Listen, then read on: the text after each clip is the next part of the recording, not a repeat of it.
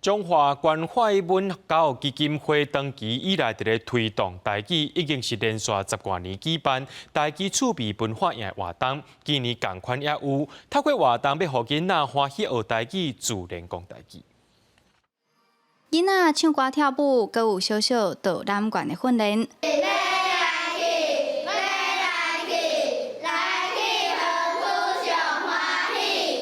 这是中华关怀文教基金会伫台语文创意园区举办的趣味文化营。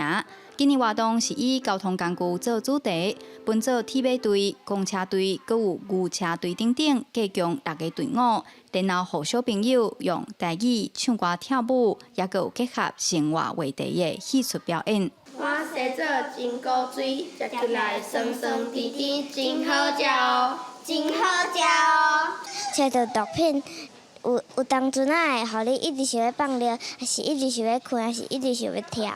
因为即马毒品真严重嘛，所以呢，阮即出就是要互囡仔知影讲，伊即马新型的一寡毒品，伊是做甲敢若糖仔共款，要互因注意讲，毋好去互遐个外表，去互遐个包装安尼，遐尔水的包装骗去。中华关怀文教基金会董事长周清玉表示，因头起先是先举办演讲比赛，但是发现囡仔比赛了，落台也是无咧讲台语，所以开始伫休热时阵举办文化营，到今已经办10多档。阮主要目标是放伫推动整个的推动，